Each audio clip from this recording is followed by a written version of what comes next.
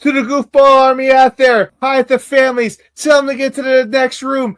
Tell them to go to your neighbors because we got goofball news to go over, and it might get crazy. Typically does, guys. If it's your first episode ever, you got like 30 seconds before we start, so not enough time to go to the bathroom, but go get a drink because trust me, you're probably going to need it there. In the meantime, the rest, if you haven't already, go ahead and hit that thumbs up, hit that subscribe button, hit that bell. That way you know about future episodes as well, guys. Buckle your seatbelts if you haven't already. Make sure your tray is in the upright position here, guys, because we are just about ready to get going. And like, oof. Guys, if you want a crazy ride going forward, a bunch of nonsense, but all nothing but the truth about the Giants, listen in, buckle in, tell a friend. Let's go. And now, here are your goofball hosts, Drew and Rob. Welcome, fellow goofballs, the Two Giant Goofballs in Your Giants podcast. I am Drew, joined as always by... I'm Rob, and hey, it's 24 hours since last time we guys talked, so let's break some stuff down for you. Let's talk about the recaps, Overreaction Mondays. Yeah, I mean, we kind of went into obviously a lot of instant reactions. With everything going on with that game there, we've had 24 hours to calm down a little bit and talk it out, and discuss it with our therapist, and figure out a kind of a game plan and things that need to get fixed here. So we kind of want to go over that in a more calm way, I guess is the best way to put it. So yeah, and then afterwards, we're gonna dig 6 feet into the ground, bury this game, and then never, ever, ever think of this game again. Yes, this will go in history like the Deshaun Jackson game. That's probably not gonna happen, sadly.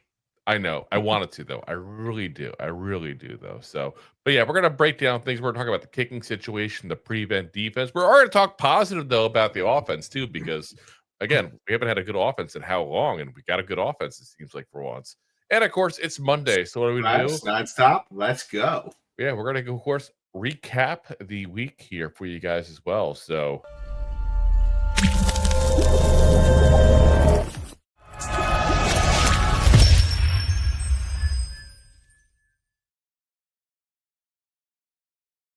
All right, let's break right into it with, like I said, a calm discussion about the kicker situation that may not end up so calm when the whole thing's said and done here, but let's talk about it. So, and a lot of this is going to be based on the fact that, and listen, I don't want to be like a jerk about this, but I'm going to bring it up, and I'll take the heat if anybody doesn't like what I did point blank, because I put the comment on there on Twitter, and I kind of put Pat Traina, who we usually have a good amount of respect for, and I should say we still have respect for her, but we disagreed highly with something she said. So she put up after the game, for those who were calling for the Giants to cut Gano because of his cap hit, it's now clear where the Giants didn't do so. And yeah, guys, like point blank, I saw that. And I saw it in the moment, and I was pissed, to be very frank. I said, no, it's not clear. Wasn't there an offseason to shop for a new kicker? This is the issue I have with this whole situation. We have been in this situation over and over and over again. And we continue to be in this situation because of the stupidity of the Giants. And this Graham Gano kicking situation and everything is one of those situations where anyone could have seen this coming. Rob, 100%. How many times we begged them to bring in kicking competition in training camp? How many times? Probably once a week. This is the third time we had a conversation in the past year about the ability of Gano not being able to play a game and not having a kicker to replace him. The third time. Once, shame on you. Once, shame on me. 3, you're a fool. Like, what are we doing here? Twice, 3 times on the IR. Yeah. Like, what was going through the mind? Like, there's no justification at that point. Yeah. And you go to the fact that you could have saved $3 million point blank by cutting Graham Gano. $3 million. Listen, we were excited because we made some moves to free up $4 million just last week. $3 million right there. Like, listen, you can be excited because when he's on the field, it's one of the best players. Like, you can be excited. Never on the field. Have a backup plan. You're literally took a guy that lost a job at Rutgers. Yeah. He couldn't even play in college. Like, there's other things you could do. Like, and Drew, like, you and I were going back and forth, and like, it's not the best option, but like, literally, it was probably a better option if they would have went to Red Bull Stadium and went, hey, how good are you at half yard line kicking the ball? Can you get it up? Can you get elevation? All right, cool. Let's see it. Let's go. Yeah, I mean, it's like you look at what's the history here. So you got 2023 knee injury, season ending. 2024 hamstring issue on the opening kickoff against the Commanders, and then goes in the IR. We had no kicker that entire game. This year, groin injury during pregame warmups, placed on the IR and has missed 4 games so far. We could have saved $3 million. And again, I got all the respect in the world for Gano and everything he's been on this team for years. Like, this is not a bash Gano. This is it's time, Gano. Gano. It's time, Gano. Don't you know? Gano knows it's time to go no. Yeah, like it's done. And he's 38 years old now. He can't stay healthy.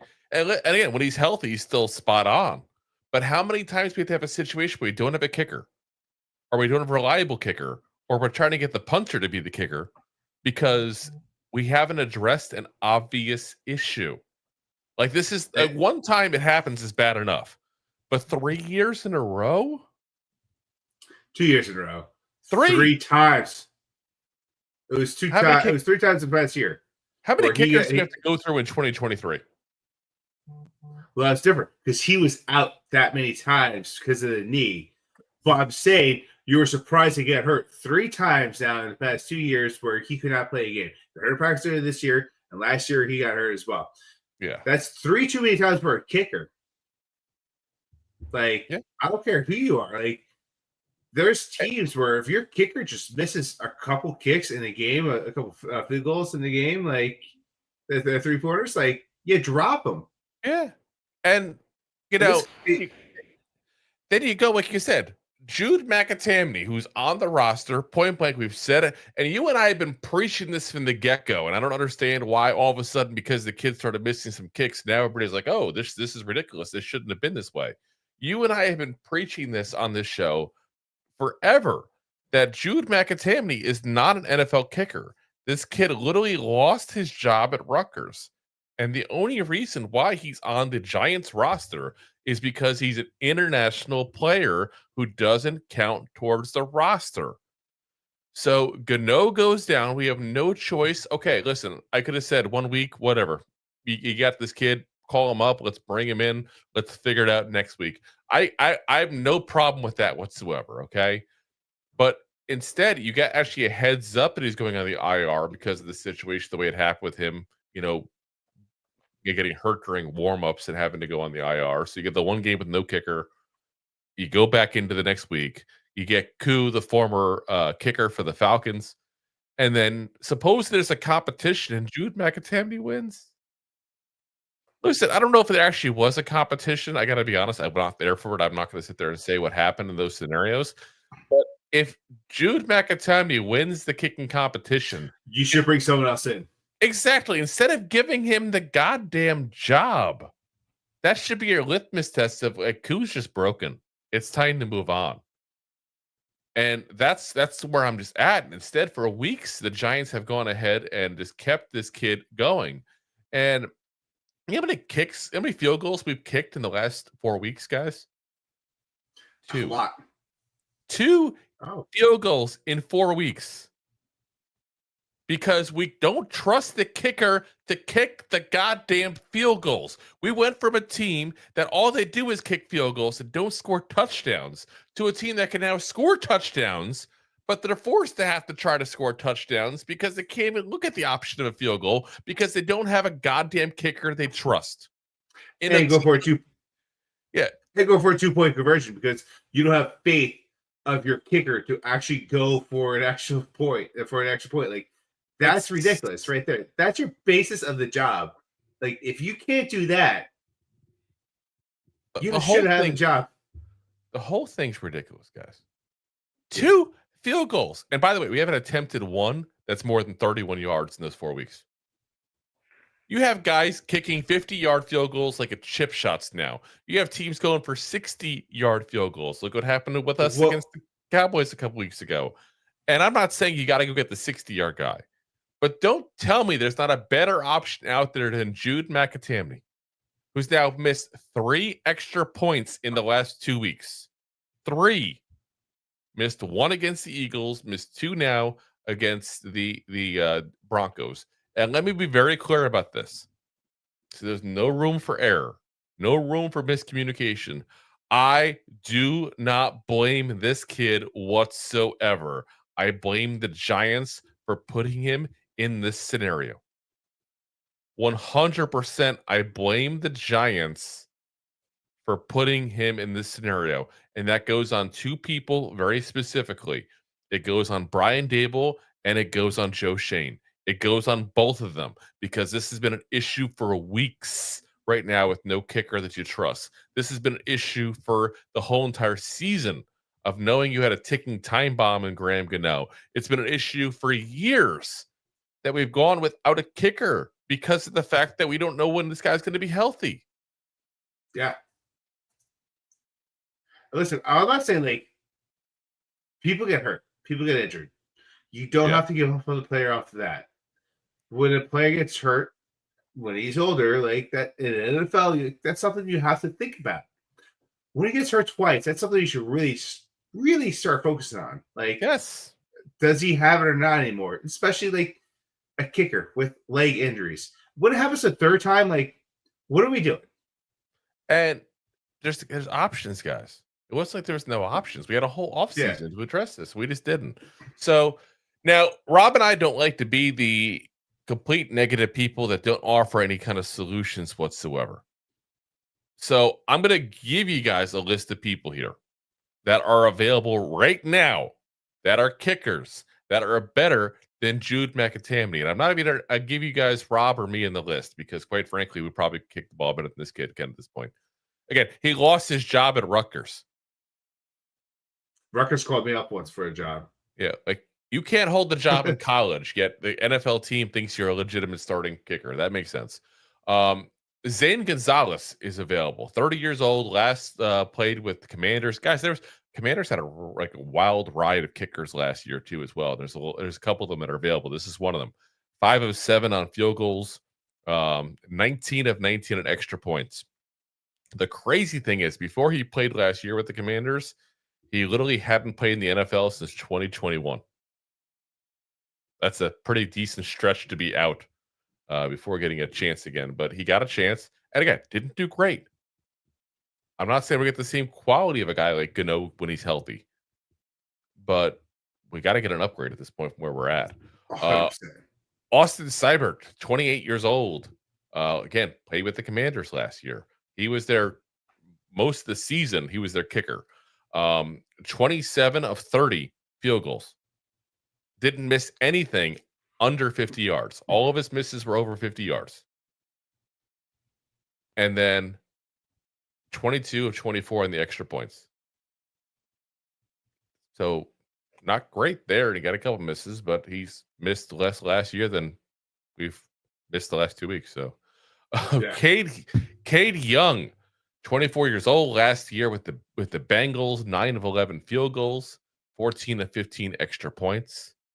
And I'm going to throw in a little bit of a crazy one. Everybody at least loved this guy because of the thick goggles. Rodrigo Blankenship used to be the kicker a couple years ago for the Colts. 28 years old. Actually went to the UFL this year. In the UFL, he was 21 of 22 field goals. Only miss he had was 1 over 50 yards. I couldn't get the exact number. UFL stats are a little harder to find. But 21 of 22 field goals. This kid used to be a decent kicker with the Colts. Maybe he's got it back. I don't know. But I'm just saying there's options out there, guys. We don't have to sit there and go and settle for this. Like, for some reason, we just seem to be okay with doing that. So, like I said, let's hope the Giants are smart enough to figure this out. But I got to say, the fact that I didn't see all kinds of news today about kickers coming to work out is a little bit distressing to me, because you would hope, even if the Giants hypothetically closed door, didn't, nobody was there to find this kind of stuff out. But it's like, if I'm the Giants, I'm leaking that in a heartbeat to the press. We all know there's guys who get things leaked to them. Looking at you, Art Stapleton, and like that stuff gets leaked to them all the time, and it's just allowed to happen because they like certain people, and this is why certain people say things like the comment we talked about with Pat Traina before, because they like to make the Giants happy, so the Giants occasionally spoon-fed them some news. It is what it is. I get that. Like, yeah. Is there a child in the background, Rob? There might have been. Jeez, they're hot in there. Kids popping out everywhere. All right. So, but yeah, like I said, it seems like they're just ignoring this problem again. And either that or they just want to give Koo a chance. And again, if Koo couldn't beat out Jude McAtamney, then I'm good. I don't need to see this kid. I'm not cool with that. Not Koo. Listen, I don't understand how, like, Koo couldn't beat out McAtamney. Like, yeah. I have a feeling, like, you ever see the Peanuts cartoons, and when like Lucy moves the football when Charlie goes to kick the ball? I wonder if that's what happened. Maybe. Koo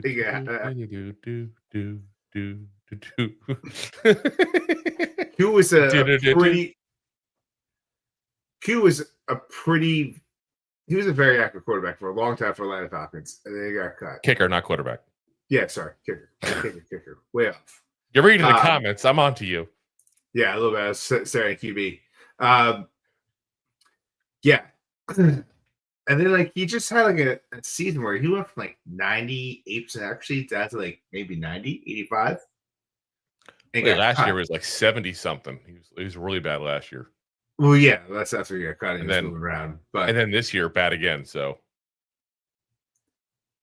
Like pretty sure it's still better than what we had out on the field. There's other options even besides him. That's my whole point, though. There's other options. It's not like they're like, okay, where it's Koo or McAtamney, that's it. We can't bring anybody else in. Like, there's no rule against you bringing other options in. There should have been a big kicking competition where you bring like 5-6 kickers in and see what you got. Like, I just don't understand the complacency of this Giants team, where they just don't seem to realize that kicking is kind of an important part of the game. Listen, like, I saw some comments before, but like, kicking didn't necessarily lose us this game, but it really did, because it was one of several factors that lost us the game. 100%. Because extra points, Drew. Refresh my memory. How many did we lose? Well, how many we missed? We missed 2, and we went for 2 when we never ever get 2. Yeah. So that's 3 to 4 points that did go up on the board. How many points did we lose by? It's not 3 to 4. Oh, no, 3 to 4. Because if you would have went for the extra point, then it's 3 points. If you went for the conversion and got it, then it's 4 points. Oh, so, yeah, but you can't play the. But you had a 2-point conversion. No, but you had to do it because you didn't. And actually, no, because the 2-point conversion was replaced to 1, so 3 points. 3 points. Yeah, that's fine. Say 3 points. How many points do we lose by? Doesn't matter. How many points do we lose by? 1. Exactly. Yeah, and that's what I'm saying. But also, never had to go for a 2-point conversion, because then it changed how many points they had to get back on the board to get one ahead. So they got their 2-point conversion because we missed 2-point conversions, or we missed a field goal and a 2-point conversion. So them doing that put them that much more ahead with the ability to win by 1. Yeah. Like I said, and I'm with you. It's one of the reasons, but one of the reasons. It's not the only reason. Let's talk about the main reason, because I see Deb's about ready to blow her top. I can see in the comments here, because she's where we're going to here with the defense. And I think the big thing we got to drive home is prevent defense BS. Like it's gotta be figured out. Prevent the win is what it is. Yeah, like we're preventing the win, exactly. And you know what I hate is I rewatched the end of the game, which first off killed me. Like, I didn't have a full chance to go with the full all 22, but I wanted to rewatch the end specifically. And I'm watching the end of it. The second to last play, is the one that really pisses me off the most. And we got to talk about the fact that of Brian Burns, and we'll get to his thing in a minute because I'm glad he did what he did, even though he probably didn't intend to do it the way he did it. But yeah, I don't think so. Second to last play, you put 3 on trying to pressure the quarterback. You drop 8 back into coverage. You literally put Dexter Lawrence and Abdul Carter on the bench. And this is leaving aside the first, 28, 29 points you've given up already at that point. Like we're not even getting into that part right now. This is just the end specifically that is a microcosm of the problems basically with this Giants defense basically. So you put 3 into pass rush, you put 8 into coverage. You take Dexter Lawrence, you put him on the bench. You take Abdul Carter, you take him out, you put him on the bench. And what do? You bring in guys like Bo Braid.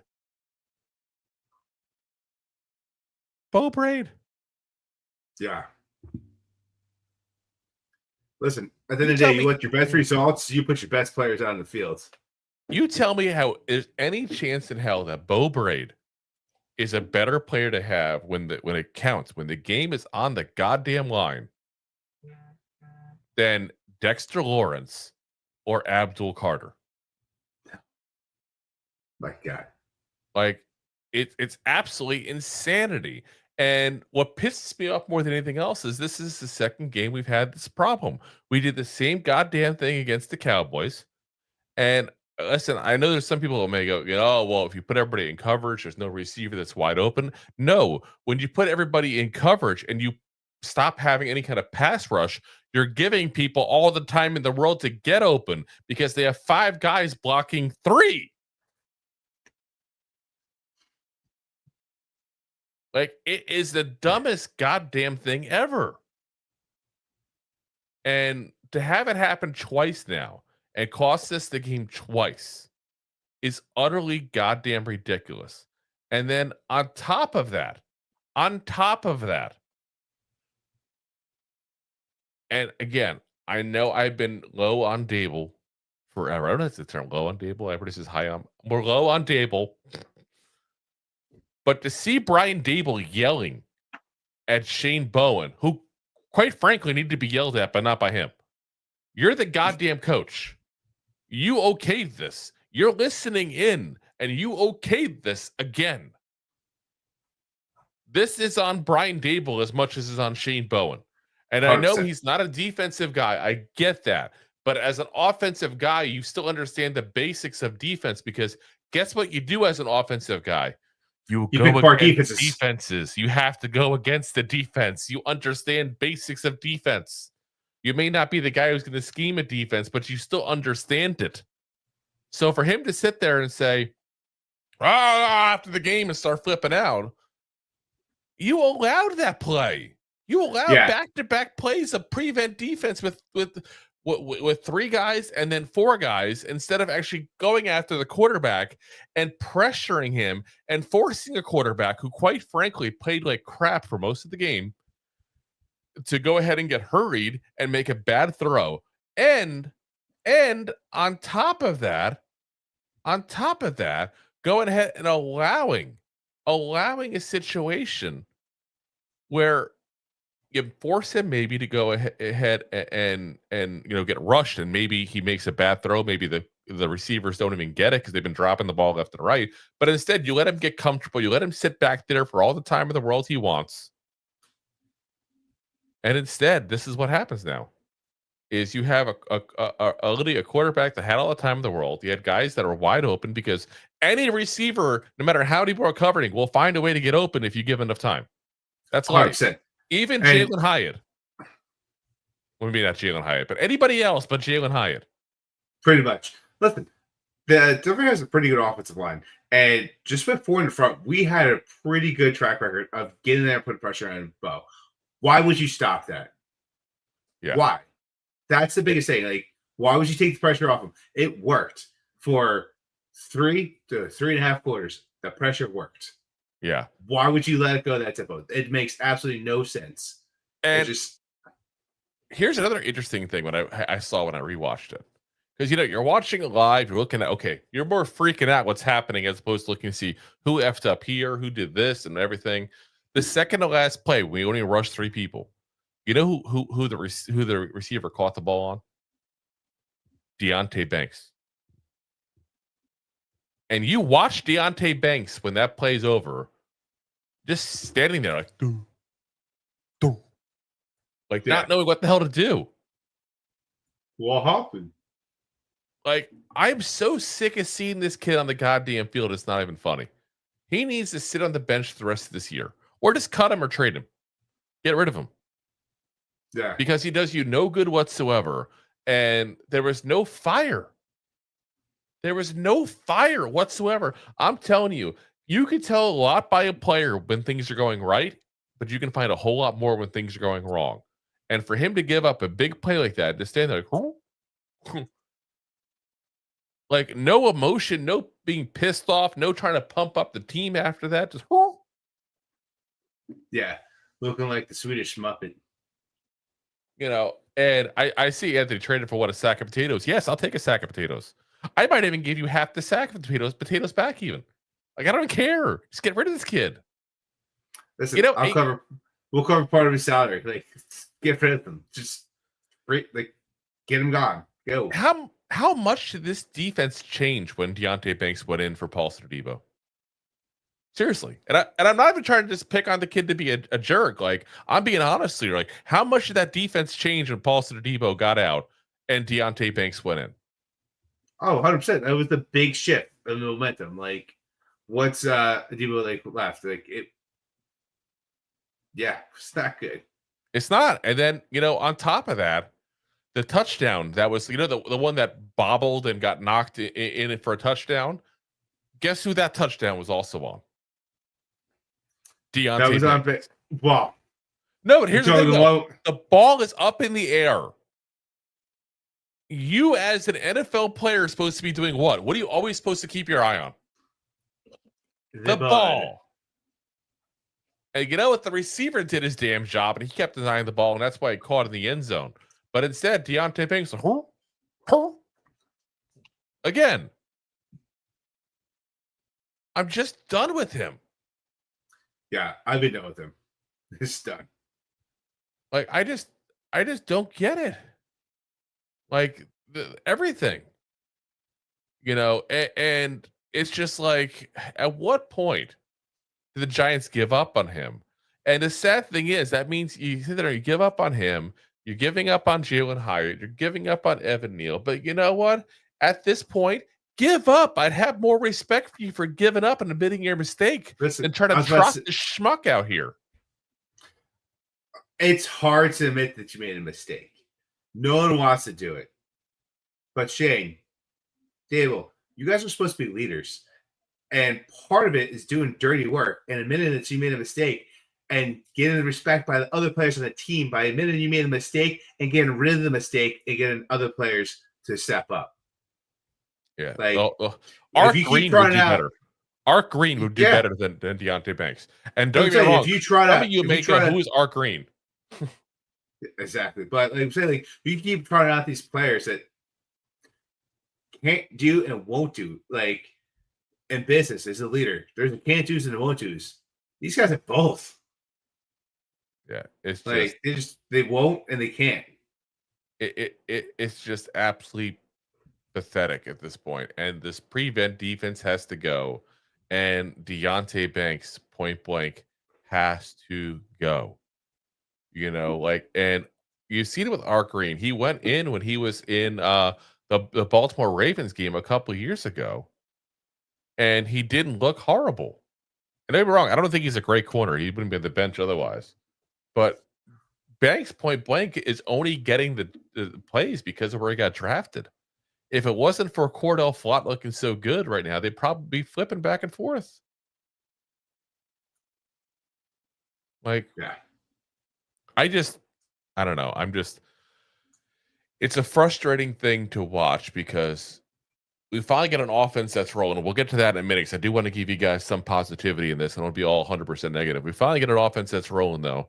And instead, you end up with the defense that literally breaks NFL records for futility. Literally, the Broncos broke a record by scoring the most points in a fourth quarter in the history of the NFL after being shut out the first 3. Yeah, in regulation. Yeah. Now that's not a good fourth quarter. So that's regulation. But it's like that's not a good thing for either side in regular season. Yeah. Okay. Well, okay, regular season. Okay. Yeah. But it's like, I don't know. I feel like the problem again we run into, and I don't want to beat the dead horse. We talked about this part of it before, but it's just like there's not options on this coaching staff. Marquel Manuel is probably the best option, and he should be there. And we said it yesterday. I'm not shocked there was no news today about Shane Bowen being fired like he should have been, point blank. But until the Giants do something here, guys, they're going to continue having problems like this, and they're going to have problems in the locker room because it's already starting. There was openly people saying we sat down with Shane Bowen and discussed the defense with him. Now they said nice things about him, including Kayvon, obviously. But the fact that the Giants players had to sit down with them and go over all these things, that's an issue. Then you get Brian Burns in the tunnel yesterday after the game, flipping out over the fact that they dropped 8 into coverage. Flipping out. Like openly. That's not something you do the first time you disagree with the call. That's not something you do with a coach you have respect for. And again, let me be clear. I am not knocking Brian Burns for this. I'm very glad he did it. Yeah, listen, he played for the Panthers and has no videos like that coming out for the Panthers that I found. Yeah. So he's used to losing at bad coaching. And he's having the best year of his career right now.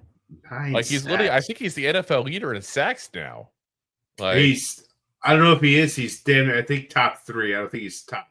But 9 sacks in 7 weeks. That's I mean, he's got 4 in the last 2 games. I mean, it's insanity. And to get that kind of performance wasted, it's got to be frustrating for him. As I'm trying to look it up real quick for you to verify who. But yeah, like I said, it's absolute insanity to see what's going on. We're finding new ways to lose left and right on the kicking game part, but then you get this, and this is the old way to lose. This is why we lost a couple weeks ago. How many times did it have to happen for us to see it? And he is tied for the lead in the NFL, by the way. Okay. I did look and confirm. Him and Brian Young of the Rams, they're tied at 9. By the way, beating out Nick Bonito, who was shut out yesterday, who has 8. So, like I said. So then that makes sense. Going into this week, he probably, was at 3. Yeah. Like I said, I just don't like what I'm seeing there. And by the way, Burns left in a boot at the end of the game too. And it hasn't been talked about much today, but I heard yesterday after we were done recording our post-game live reaction that he was leaving in a boot. Yeah, he definitely had that ankle taped up to all high health. Like you could see it on the field. There was even that one, I think it was about 8 minutes into the fourth quarter where it was slow to get up. Yeah. And I also got to give little kudos to Brian Burns as well. He's also leading the league in tackles for loss, by the way. So he's top 5 in QB hits as well. So this is not him just doing one thing. Yeah, it's a career year thus far. Yeah, absolutely. So, all right, let's get into a little bit of positivity here. Let's try to get a little positive. We're negative about the special teams of the kicking team. We're negative about the defense at that point there. But guys, we got to give some positivity here too as well, because for once we actually have a goddamn offense. Like, think about that. We have an offense for once. So the last 4 weeks, we're averaging 25.3 points per game. Like, that may not be amazing, don't get me wrong, but to have a rookie quarterback and do that, like, that's pretty goddamn good. And that's including, a really bad first outing for him, points-wise, obviously. He still ran up with an opening drive touchdown. Yeah. So if you go the last 3 weeks, we are let's see here, 7th best in points per game at 26.7. We haven't seen that in years. When have we ever had a top 10 offense, guys? And remember, over 10 years. The defense is the strong suit. The defense is the strong suit. That's what we kept being told all offseason. This pass rush is amazing. The defense is great. This offense is suspect. Well, that was definitely wrong. And a lot of it is because these rookies. We averaged 17.3 points a game the first 3 weeks with Russell Wilson at QB. And keep in mind, that includes that big Dallas game where we put up a ton of points. At the 2 points, the 2 games, you didn't even get 10 points. That's how bad the offense was. Yeah. Jaxson Dart, 4 starts, 791 yards, 7 touchdowns, 3 interceptions, 89.3 QB rating. And the most impressive thing, guys, point blank, is the fact that he navigates the pocket like a veteran. He really does. I'm wrong. There's an occasional time he holds on to the ball too long, and that pisses me off at times, but that's going to be I think called a rookie mistake. That's going to be fixed with time. This kid moves around and navigates the pocket like a goddamn veteran. And I love seeing it. You got Cam Skattebo, who's averaging 103.8 yards for scrimmage over the last 5 weeks. And don't get me wrong, he's never going to be mistaken for the next Saquon. He's never going to be mistaken for the next Derrick Henry. And I mean the old Saquon, not this year Saquon. Had to take that shot at him real quick. But like, he is playing amazing. And to get him at a day 3 pick is really great. And you got Dart and Wan'Dale Robinson really gaining chemistry the last couple of weeks. 179 yards over the last 2 weeks. And obviously Wan'Dale has to be the number 1 receiver, basically, for all intents and purposes. The kid's almost got 500 yards receiving, guys, in 7 weeks. Granted, it's really 3 weeks he's had all those yards because Dallas game and the last 2. Listen, it took him 5 times that last year to get that almost there. Yeah. And give him a couple more games. He's going to beat last year's already total at that point, probably. Daniel Bellinger, who I know a lot of us have been kind of like, where is he? What's going on with him? Well, all of a sudden he's getting a lot more involved. 140 yards in the last 3 weeks. That's pretty damn good out of a tight end there. The offensive line is playing better.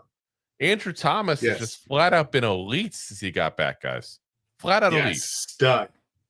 Jermaine Eluemunor has been solid at right tackle. Even the interior offensive line is playing better. Like, let me go. Run blocking is still an issue up the middle, but they've got a lot better at pass blocking. That's for sure. And I think some of that, to be very frank, is the mobility of Jaxson Dart. He's not just good taking the hit at that point and getting scared like Russell Wilson was. That's definitely part of it there.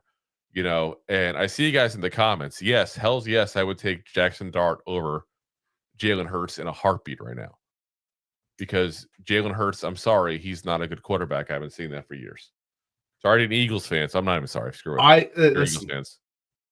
I'm gonna have to agree with Jay right now. He's playing mid, is what the kids would say. 6'7". Yeah. Jay says CJ Stroud or Jaxson Dart right now. Who you got? Jaxson Dart. Yeah. Jaxson Dart. He said, I'm not even asking you, Drew. Deal with it, Jay. But that's where we're at, guys. We're building an offense right now. We got a quarterback that you see promising, that's doing great things right now without Malik Neighbors. I was going to say, he doesn't have the best weapon the Giants have. He's taking control of the team, and by, frankly, the way he leads himself on the team, he's demanding respect of the team, and they're playing better for him because of it. Yep. And it's not like, not like DJ. He had similar offensive line. He had similar players around him, and he didn't demand the respect that Dart is right now. Yeah. And you saw the play of it. And like they have the potential to, play better than what they are and what they have. And it's just like Dart's leading these guys. He's a leader. And he's also playing damn good football too. Yeah. And I like how, after the game, he took onus for his mistake he made with the interception.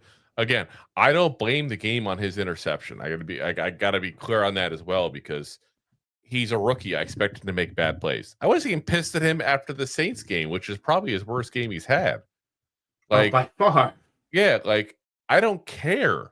He's a rookie. And it's not to say he gets a pass forever, but you expect growing pains when you have a rookie. That is what happens when you have a rookie quarterback.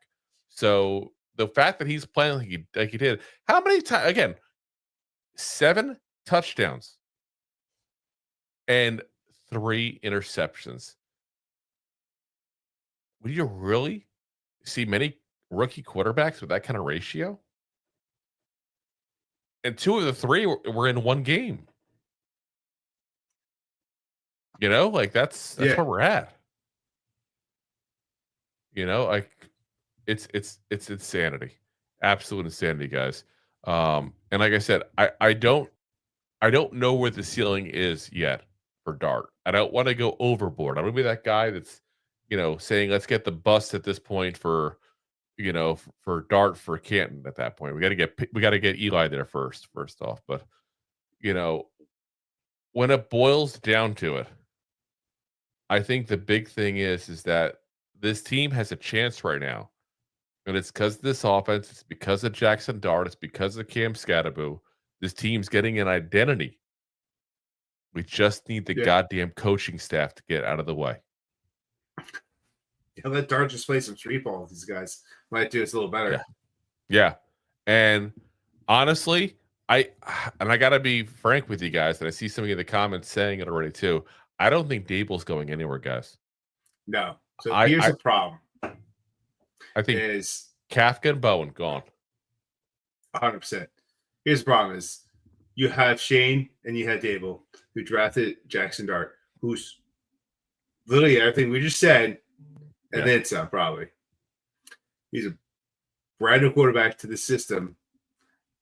Either he's 2-2, could have been 3-1.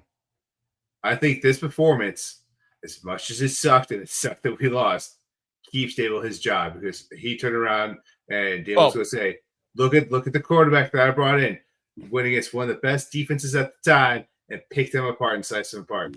That's our guy in the future. You can't just take away his development right now. So as much as I would like to say, no, he's getting fired this week, next week, after transfer losses, us playing as well as we have been in offense, it's keeping his job. He's going to keep it to the end of the year. He's going to, and if it continues the way it is now, he'll keep it the next year, because they want that continuity. But I'm telling you right now, at least get some into next year.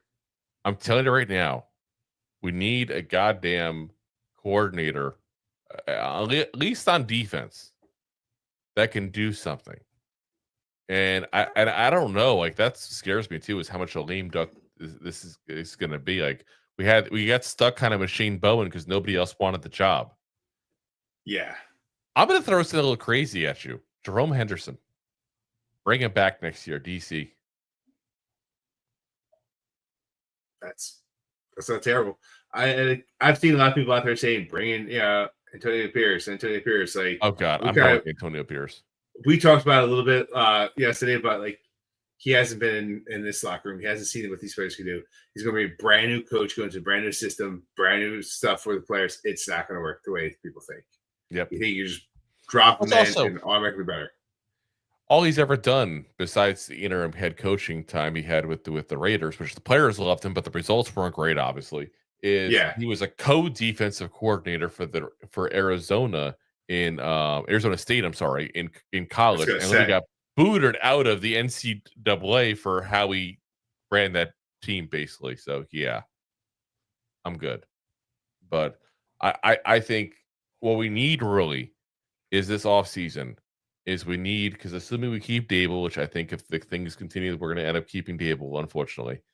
I think we need to bring somebody in to go ahead and find candidates, and we need to not be afraid to put people in that Dable may not like.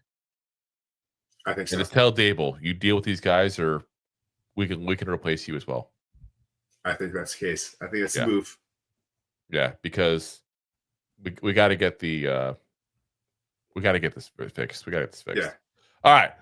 Let's pay the bills real quick, guys, and then we're going to go into our Week 7 recap here for you guys. So buckle up. Thanks for watching. Like the show? Of course you do, or you would have turned it off by now and not be hearing me. There are plenty of ways to support the show.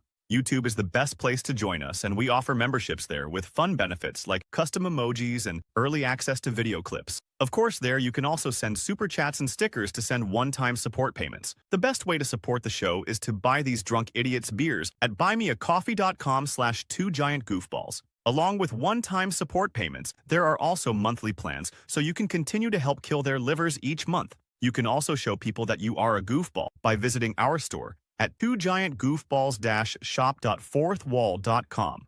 We got everything from shirts, hats, phone cases, funny candles, buttons, stickers, and even a 2 Giant Goofballs towel to dry off your goofballs. Of course, you can always support the show for free by simply hitting the like, subscribe, and share button wherever you are watching or listening to this. Hit the thumbs up on YouTube. Leave a 5-star review on Apple Podcasts. It helps the show tremendously, and quite frankly, the goofballs suck at marketing and need your help to get the word out. Thank you for being part of the Goofball Army and for taking the time out to support the show.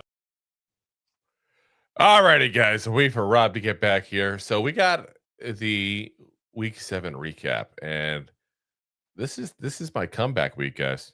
This is my comeback week, point blank. So Rob was definitely whooping my took us here by 7 points here after the first 6 weeks, which I mean, it's not too bad. It's a point a week.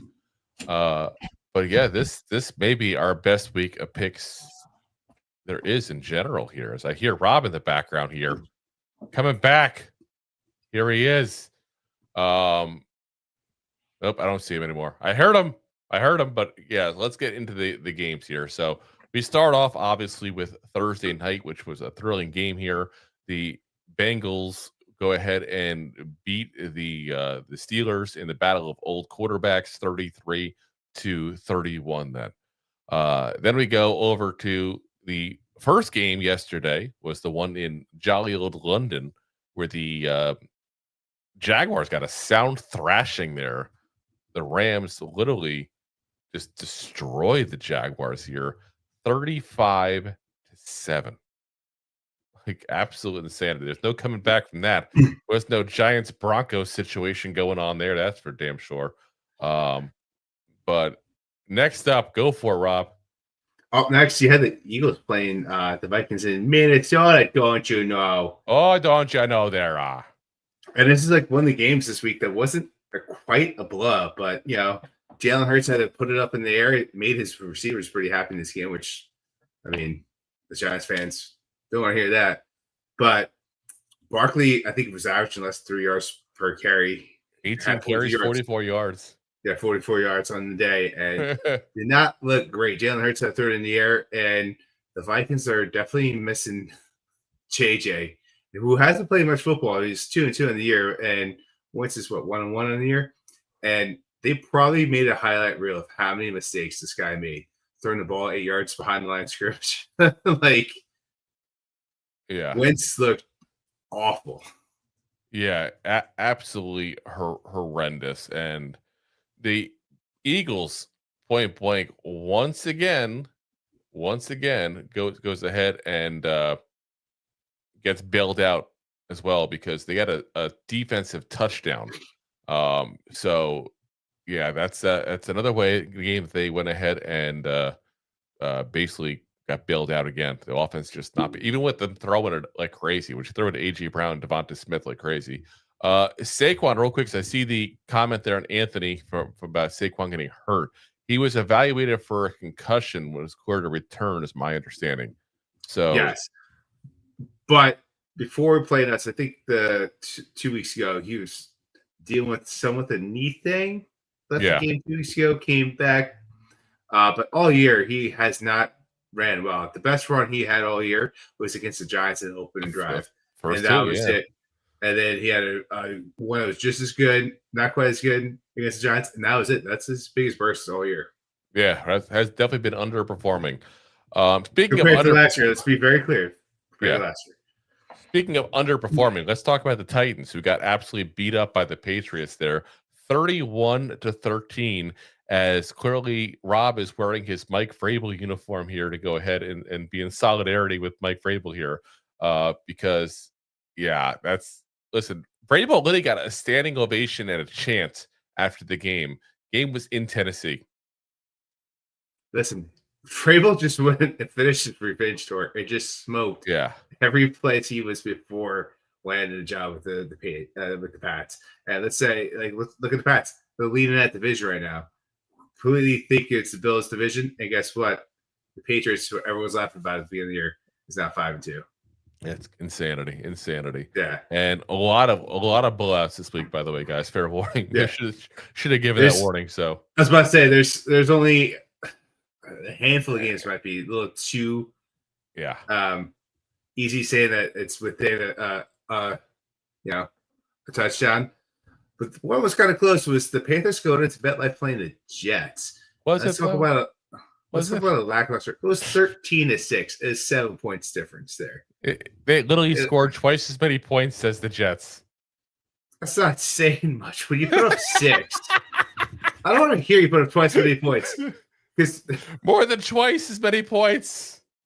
Listen, I'll be a little more like, okay, like there you go. Like both teams look like crap in this game. Let's be very clear. But if you sat there and said, "Oh, it was 13-26," I'm like, all right, there's some points put up on the other side. They're cool. It's not like a thrashing. Yeah, it wasn't like it was 52-26 here. Listen, as a Giants fan, the only thing I have left is mocking Jets fans. Yeah, that's fantastic. Well, they benched Justin Fields because, he looked like garbage. Tyrod Taylor, old Giants came in, started playing for them. Still wasn't enough. The first time in 5-6 years, 2019 season, that the Panthers are now above 500 this late into the season. So kudos to them. Panthers win, beat the Jets, who is the number 1 draft pick right now with no wins whatsoever. Only team.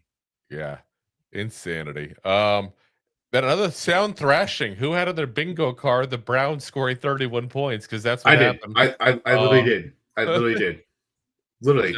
Is that what kind of bingo card was this? It was our spread picks. Okay. So Tua just 100 yards. Trifecta, by the way. And 3 interceptions in the game. Like, goddamn. So there's not even much point to go over this pointless game here. Let's be honest here, but absolute thrashing by the Browns there, 31-6. Woo. 31's a theme, by the way. Patriots scored 31, Browns scored 31, the Chiefs scored 31. There was a theme of 31 points here. There was a big time. Let's talk about another thrashing there went out there. And you could say almost double points because it was the Bears winning 26-14. Not quite half. They didn't beat them as would you consider that thrashing? They didn't beat them as good as the Panthers destroyed the Jets. Yeah. Terrible teams out there. Bears defense win this game. Well, Caleb was looking more comfortable in the pocket, but the Bears defense wins this game. Yeah. Rather made he had some silly interception in this game, but it wasn't like terrible. He had 3 interceptions in the game. Well, I'm saying the one was it was kind of like one of those loopy loops, like jumping around balls. Jump around. What's up, sir? Jump up, and get down. jump. The Bears are like one of the best teams getting turnovers too. It's crazy. Would not think it really is. 5 turnovers in this game? But listen, the first half they put up 20 points in this game, and they just kind of never look back. See, this is what happens when you get 5 turnovers from the Saints. You don't give them 5 turnovers. Just say. Yeah. Well, listen, Olave also had himself a good day too. When we talked about him, I almost actually aside 5 receptions, 98 yards with 2 touchdowns. He knows what's going on. He's right now basically on audition for the rest of the NFL to find out who wants some oil of Olave here. So yeah, pretty much. But yeah, God. Bears win this game and they win 4 in a row. So kudos to them. All right, next up, we got another thrashing here. 31-0. The Chiefs destroyed the Raiders in a very un-Chief-like game. The Chiefs typically do play somewhat close. The Chiefs do typically, not destroy teams like this. That's pretty damn good. It's been a while since they did this. So 2 years. Yeah. And then, on top of that, divisional rivals, you thought, okay, maybe a little bit of closeness here, but oh my God, Sneaky Pete is definitely not working out. That's for goddamn sure. Listen, you get Sneaky Pete and Gino, and you think you're having a hell of a year. Yeah. You're having one just this the was opposite way. This is only the 2021 Seattle Seahawks. Yeah. Oh my God. It's just insanity there. He said, not much point in going everything over the game. It's such a blowout. It's not even funny. You're getting all the fun ones. Actually, listen, what's fun about that game is the first time that Andy Reid, I think it was the 465 games or whatever, a stupid amount of games, first time in regular season that he's had a straight shutout. So kudos to you, Andy Reid. Yeah. Remember, but we had a shutout back in the third quarter. But listen, Andy Reid finished it. He's a winner. Yes. He's also a walrus in disguise. He is. Cuckoo, I am the walrus. Choo-choo. All right, up next, Indiana Jones takes the Colts into LA to play the Chargers. Listen, everyone's talking about MVP candidates. DJ has to be in the running of MVP candidates, but who else has to be in there is JT himself. And usually running backs aren't in the conversation. Barkley had a little bit last year towards the end of the year, but right now, like he's JT's got 7 touchdowns on the year. Like he is balling out big time. Like he's looking good. Colts win this game. Listen. You're not listening when you're typing. Colts win this game 38-24. Oh. And now you have to question, are the Chargers really what the Chargers were in the first 3 games? Was that win that good? And you have to remember, listen here. Yeah. See, I don't know if Jay's saying I mean you have like repeating you, or he's just stating that he's mean. Yeah, it's a good question. I don't know which way he means. Yeah. Listen, DJ took advantage of a beat up Chargers team. Yep. And same with JT. And they're the number 1 seed in the AFC. And pretty much the best team in football right now. Yeah. Listen, I mean, at the end of the day. Come on, let's hear it. I mean, we know what's going on with the Chargers. We saw it personally, and we were part of the demise of this offensive line with Joe Alt getting out there at that point after Slater was already out. They're just not the same team since that offensive line went down. That's for sure. So, it is the trenches on both. The trenches on both sides are messed up. And I kind of feel bad for the team because we've been there as Giants fans. We know how it is to have every single person get hurt at once. Basically, it sucks for them. I feel bad for them, but it is what it is. But could be worse. You could have blown a fourth quarter lead like the Giants did. Who lost 33-32 to the Broncos there. If you want to know more about the game, just the first half of this show or all of last show, or just look at our history over the last couple of years, and you'll see what's got happened basically. So, prevent defense prevents wins. Enough said there. Go for it, Rob. So, all right. Up next at the same time, nail biting comeback. Who would have thought this to be the nail biter? By the way, listen here. I mean, listen. You didn't have Kyler Murray. At the end of the day, you had Kyler Murray playing Call of Duty in their backup, Jacoby Brisket. No. Yeah. Brisket sandwich over there. Yeah. Literally, it lights up the field, man. He was looking good. And at the end of the first half, looking good. He was up 13-6 on Green Bay. Green Bay wins this game 27-23 at the very end. Green Bay is a team that has a culture that wins. They haven't lost that edge. Granted, they're not perfect this year. That's another one. Jay, put that in your list, Jay. Granted. Come on now. Don't put fuel on the fire. I mean, don't be a douche. Listen here, man. Yeah, at the end of the day. But At the end of the day, don't be a douche.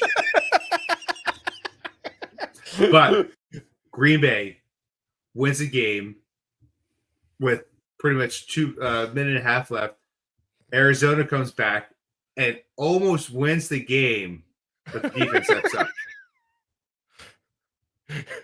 I mean, but listen, Drew, if the queen had balls, she'd be the king, right? Yeah, exactly. That's how biology works, I believe. But who would have thought that this would be the game, though? Like, I don't know. Am I like more like happy for the Cardinals fans? Let's be honest. If anybody deserves a winning streak, it's the Cardinals. Like the Cardinals fans, they're on a 4-game losing streak right now. So, but really the Packers, like, yeah. Like, you barely beat the Cardinals. You lost to the Browns. I mean, you're not wrong when you say that they're due for a streak at that point. Like, the Cardinals, I feel bad for them. But the Packers, like, what's going on? And they're still 4-1-1. So it's like, let's not take away too much at that point there. They lost to the Browns. They tied to the Cowboys. They barely beat the Cardinals. Like, there's warning signs here with this Packers, and that Packers team's supposed to be elite, and the record's elite. So I'm not trying to take it away from them. I'm just saying, like, if you're a Packers fan, just saying hypothetically, maybe you go, there's something wrong here, because you should have a team that's 4-1-1. Tying to the Cowboys, who quite frankly suck, barely beating the Cardinals, who are 2-5, and as Giants fans, we can tell you that 2-5 sucks. And losing to the Browns, who were also now 2-5 after beating the Packers and the Dolphins of all teams. So yeah, I don't know. I just a little bit of a warning sign could be coming up for Packers fans there. I mean, don't get me wrong, they'll win in a couple weeks when they face the Giants, but in a couple, like I said, who knows? Who knows? And I don't know if that's a compliment to which team. This would be the Giants' way. We'll like lose to the Raiders but beat the Packers. I'll be okay with that. I know you would be. So, all righty, let's see. At the end of the day, let's go to the next game here. I mean, come on. Here you go. Oh my gosh. Let me pull up a list. I went to go to see the stats on that actual game here for us real quick. So. It's the other blow at the end of the day. You had the Commanders go into Dallas and just get their butts whooped. The boys win this game. Dak Prescott, as old as he is, making all this money. Making all this money. It's proven why he's making all this money. CeeDee Lamb coming back for the first game in 5 games, had 108 yards, 2 touchdowns. This Cowboys team is just finding ways to win games. And granted, they don't have a defense, but it doesn't matter. And yeah, the boys win 44-22 over the Commanders, which the Commanders are a very beat up team. Yeah, they are. And Dan does leave this game with a hamstring injury. Next, we got the 49ers at the Falcons here, which Kyle Shanahan, point blank, should be coach of the year. Like, already just give him the goddamn trophy. The way he's got this team playing with every single player basically injured, and they're 5-2 right now. They're still an elite team in the NFC. They're not losing to teams like the Cleveland Browns. And they're doing what they got to do at that point with Mac Jones. Mac freaking Jones. Mac the knife at quarterback here going. It's craziness. And I only thing I'm worried about with them is they're overusing Christian McCaffrey. And when that day comes that he gets injured, because y'all know he's one cut away from always being injured. It won't be this year, though. That's not his MO. Yeah, it's like next year. They're in trouble. They're in trouble, man, if it happens. I'm telling you. And I agree also with Jay, by the way. Mac Jones isn't toast. Isn't bad, dude. So, I mean, like, I was toast for some reason. I'm hungry. Well, Mac Jones fits very, very, very well into Shanahan's scheme. Like, he does, Mac Jones, but he's also not a bad quarterback. He's a system quarterback. Listen, if Tua goes over there, he would also look great as well. Because listen here. I mean, Miami's about to have a fire sale. And what a hit here. Who knows what happens? Yep. See, Jay says right here, you would suck too if Joe Judge and Matt Patricia were your OCs. He also 100%. says, yes, Tom Jones too. It's not unusual for the Giants to blow a lead. Oh my gosh. It's like it's craziness, guys. Or did he mean Tommy Lee Jones? Did you mean like in the Fugitive Tommy Lee Jones, or did you mean like Two-Face and Batman Forever? Yeah. Or like Men in Black. That salty veteran there. Catherine Zeta-Jones, and we know point blank why you like her, Jay. We're not gonna even front about that. We know you rewatch Zorro over and over again. Now watching her as Morticia, probably. What about Orlando Jones? He hasn't listed Orlando Jones yet. All right. Anyway, let's get on to the next game here. There's plenty of Joneses to go over. We're not going to be keeping up with the Joneses here forever. Well, going back to CMC, like he is definitely the reason why they keep winning games. They rely on him more than anyone else. Like you could put him, like we were talking about before, in MVP candidates. Like he is literally the reason why that the San Francisco is still in games. So kudos to CMC, and thank you for being on my fantasy team.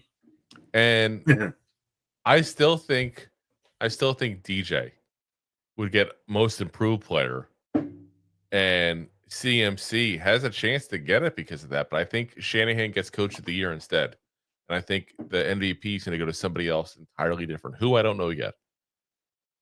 Maybe Jonathan still early Taylor. in the year. Wait, it's going. Maybe it's Jonathan Taylor. Maybe Jonathan Taylor Thomas gets it. Okay, who knows? I mean, you're not wrong. At the end of the day. Now we got the two games going on right now. So listen, unfortunately, we can't give you the final scores in those, but we're 2 minutes warning right now, and the Lions are up 24-9 on the Buccaneers. So it's pretty safe to say, since the Giants are not involved and Shane Bowen is not the defensive coordinator for the Lions, that the Buccaneers will go down and lose this game here. We're literally this last game just started, which is goddamn ridiculous, by the way. Fourth and 31. Yeah, I see that 4th 31 on the Houston one. But it's like, why are they playing a game this late today? Just have a Tuesday. It's on the West Coast. Just shut up and have a Tuesday game already. Like, seriously. I know it's on the West Coast. I'm not going to stay up till 1 o'clock to watch the Titans and the Seahawks. I'm sorry. Nope. I'll be in bed. Exactly. I got work in the morning, guys. Can't do it. It's not kosher. Gotta do it. As Jay says, 7 p.m. here. That's because you all weirdos are like the lefties of the U.S., basically, where it's like, you just use your right hand and use Eastern Standard Time. God damn it! Listen, I'm not mad. I was literally having this conversation tonight. I wouldn't mind football early in the day. 8 o'clock football, 5 o'clock football. I could be done in bed by 9 o'clock. I kind of wonder that myself, like with that, you know, like. I mean, Grant, I'm so used to the tailgate. Like, if you want to go tailgate for a 1 o'clock game, you don't have to start at 5 a.m. unless you're on the West Coast. And Anthony, no, I don't know, because I don't work at a tire shop. I'm at work at 5 where I work. And Jay, no, we don't bring politics into lefty, the left-handed people, not lefty, the liberals. We're not getting into politics here. We're not doing it. We're not doing it. Not doing it here. Not kosher. Not gonna do it. Not no, gonna sir. do it. As we just did. Wow. Listen, the only political statement we all say is that both sides suck and no one likes us anyways. Who cares? It is what it is. It's the truth of the matter. So all right, guys, we're gonna end the show here before Jay gets us into the political debates here. He's trying. So appreciate you guys for listening in, watching as always. We'll be back again, of course, Wednesdays. We go ahead and do our preview of round 2 of the Eagles and Giants here. Be our first round 2 of the year there. That'd be kind of fun. And of course, on Thursday, we'll be live again at 9, giving our injury report and also the picks for this week here, as hopefully we can go into this next week here, me up on the Rob here for the picks, because I'm whooping his butt that bad this week. Oh yeah. I say whooping that bad. I put the whooping on you. The 1 week. No, you put that. This isn't you good. put 1 week. 1 week because I was horrible that week. That week has killed my whole season basically. Yeah. 7. But I'm about to have the best week either of us had all year. And doesn't mean it's a whooping because I'm still having a good week. Whooping. It's a whooping. BTA. Yeah. When you win by 4, you call it a whooping. That's what you try to do for the first 2 weeks, and then I beat you by 17. Anthony says maybe we can scare the Eagles off the field if we showed them videos of Drew dancing. I doubt it. I doubt it. I think so. And shots the Giants will sweep the Eagles in this crazy season. It wouldn't shock me. It'd be so Giants to like lose this way to the Broncos and then put another whooping on the Eagles. And you know what'll happen? Yeah. Everybody's gonna go, oh look, the Giants are great again. The Giants are great again. We're like, the Giants make us bipolar, I swear. It's insanity. Like, and the problems don't go away. We just forget them when they win. 100%. That's what happens. Seahawks just get a safety? Did they? I don't know. I'm not watching. I'm doing a podcast, Rob. But it's 1st and goal, so I'm guessing there's a turnover. Either that or I'm wrong. I'm only looking at the box score. I'm not watching the game. But anyway, we'll see you guys Wednesday night. Appreciate you guys for watching as always. And as always, Giants fans. Hold on. I forgot to tell people, of course, that we're live, of course, always on Monday, Wednesday, and Thursday, 9 p.m. Eastern Standard Time on YouTube, the preferred platform. Of course, Facebook, Twitter/X, Twitch, and of course, Rob's favorite. My LinkedIn profile. And of course, as always, we're available the next day on all the audio podcast platforms: Apple, Spotify, iHeartRadio, Pandora, Amazon, all the big ones there. All right, guys. Appreciate you guys for watching as always. And as always, Giant fans, go G-Man! Go G-Man! G-Man! Thanks for listening to Two Giant Goofballs, a New York Giants podcast. We appreciate your support. Thanks so much. Please, I'm begging you.